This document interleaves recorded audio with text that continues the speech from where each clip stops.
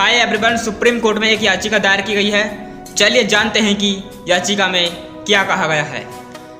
Voting के तुरंत बाद फॉर्म 17C वेबसाइट पर डालने का आदेश देने वाली मांग को लेकर सुप्रीम कोर्ट में दाखिल हुई जनहित याचिका। क्या है फॉर्म 17C? चलिए जानते हैं कि फॉर्म 17C क्या है। चुनाव आयोग को मतदान समाप्त होने के बाद फॉर्म 17C वेबसाइट पर डालने का आदेश देने की मांग को लेकर सुप्रीम कोर्ट में एक जनहित याचिका दाखिल की गई है। अमेठी से कांग्रेस सांसद किशोरी लाल शर्मा और कांग्रेस प्रवक्ता आलोक शर्मा की ओर से जनहित याचिका दाखिल की गई है।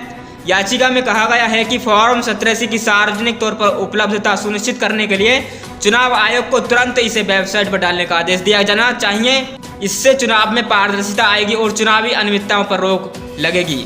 चलिए जानते हैं कि याचिका में क्या मांग की गई है। याचिका में अंतरिम आदेश की मांग की गई है, जिसमें कहा गया है कि सुप्रीम कोर्ट चुनाव आयोग को अंतरिम आदेश के तौर पर दिल्ली विधानसभा चुनाव 2025 के साथ ही आने वाले किसी भी चुनाव के फॉर्म 17C तत्काल प्रभाव से वेबसाइट पर डालने का आदेश दिया जाना चाहिए। याचिका में कहा गया है कि चुनाव आयोग के जिस तरह मतदान के आंकड़े पब्लिश होते हैं उनमें अप्रत्याशित अंतर होता है और ऐसा विधानसभा और लोकसभा चुनावों के मतदान के दौरान देखा गया है।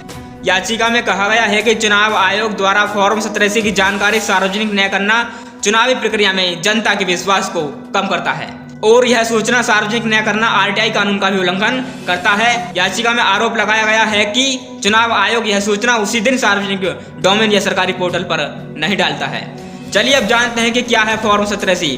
आसान भाषा में कहें तो इस बात की जानकारी कि मतदान केंद्र पर कितने वोट डाले गए, यानी कि मतदान केंद्र पर क्या क्या गतिविधियां हुई, उन सभी की जानकारी फॉर्म 17C में होती है।